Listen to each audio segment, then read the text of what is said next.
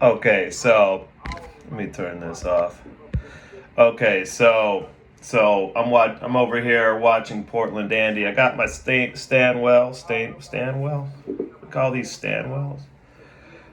Stanwell here. Got this stuff. What is this stuff? I like this stuff. So this will be like a tobacco review, and then I'll get into what I think about the whole Tyree Nicholls situation.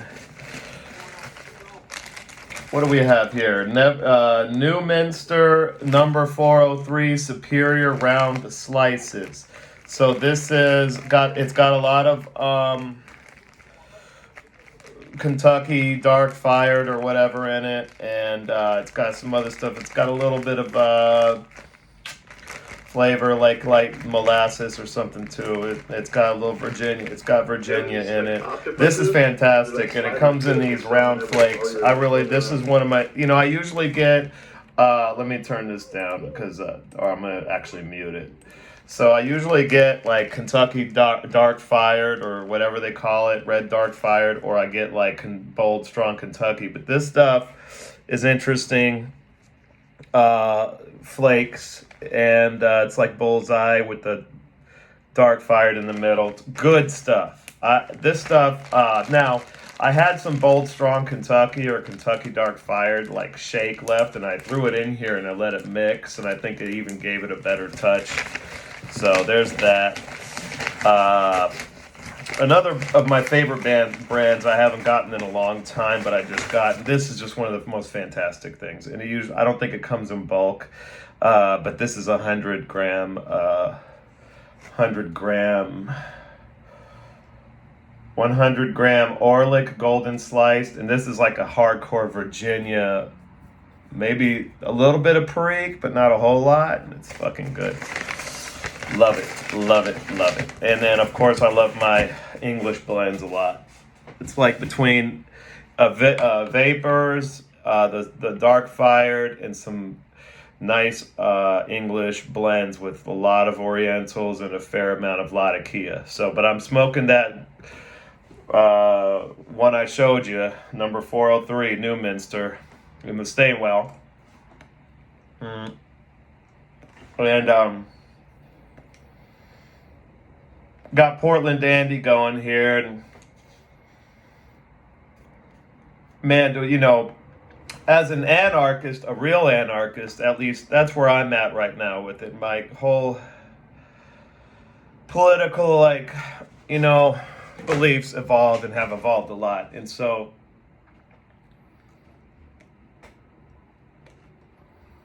obviously, as an anarchist, I'm no friend of the police or any government agency.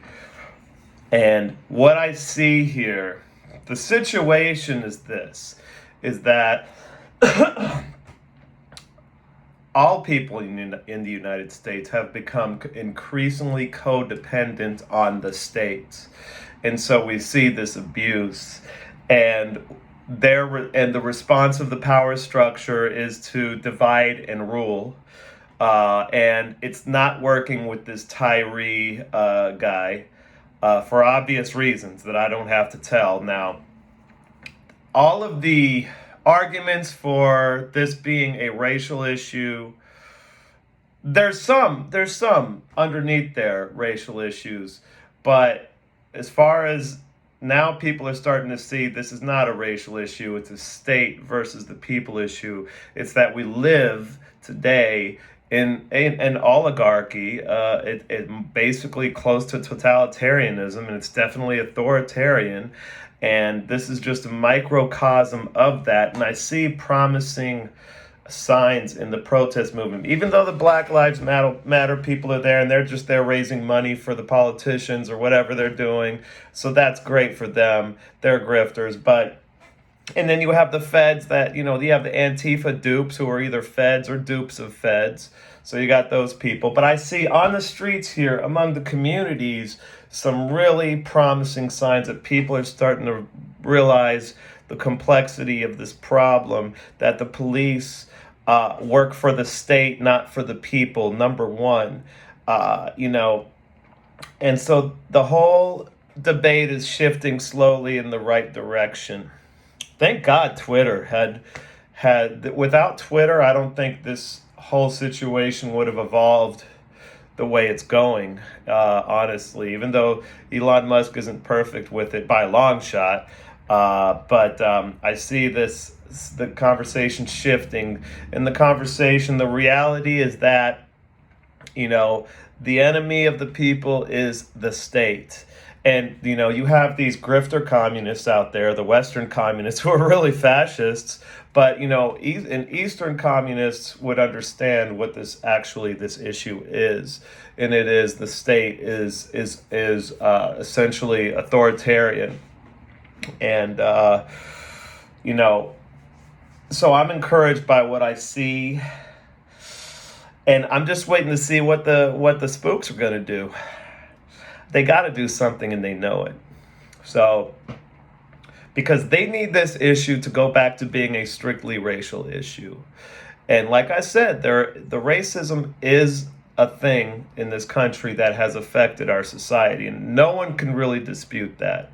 Okay, but as far as this, they're understanding now. I see the people on the streets understanding it's more than just a racial issue because of the situation we just had, how particularly brutal it was. And the city, it's the city. All this, I see that people are kind of digressing away from the partisan lines because the city government where this happened was a certain party, and I think both of the parties are shit, and neither of them care about this issue. And so I'm starting to see it. What I'd like to, and I heard a guy just now saying community policing. I like that idea. See, this is where I can go. But then some of these people would say community policing, but make guns illegal. All right, which is dumb. But now when we get into community policing, arming the citizens, watching over their own neighborhoods, taking back their sovereignty from the state, then we're starting to have a real conversation that I can get into. Okay, but the situation is very different. I want to see the media's trying to make this a solely racial issue. However, I think like I said again, while there is a racial component to this, even despite the race of the officers, there's still this racial component to it. We're seeing that the real problem is the state, and the real solution is decentralization. And, legit communists understand that. But I'm an anarchist. I think that communism and socialism, if you want to call it that, and capitalism are not really a dichotomy. They've always existed side by side of each other. Private property rights, the right to your sovereignty as an individual and your private property, has existed alongside communal, sort of a communalism, because we are social animals, but we're also territorial. Okay, so it's in our nature to be both socialists and capitalists. And so that's the false dichotomy. The real dichotomy is authoritarianism, totalitarianism versus the rights of the people, either to engage in socialism or both, socialism, capitalism, or both. So we're starting to see that. I don't see the grifters out in force yet. The dupes, whether they're being duped or not from these Western communists and all these corporate movements, they're not really getting. I'm not seeing it yet, but there's still time. They can escalate this situation tonight. So we'll see how this goes. I see over here in Ottawa, there's stuff going on, which is good. So anyway, check out Portland Andy. He does the best coverage. He's a normal person, and he shows all of he's one of these channels that has the whole split screen or quadruple, octuple split screen thing going. So nothing else much to say. I'm trying to get my OBS back working.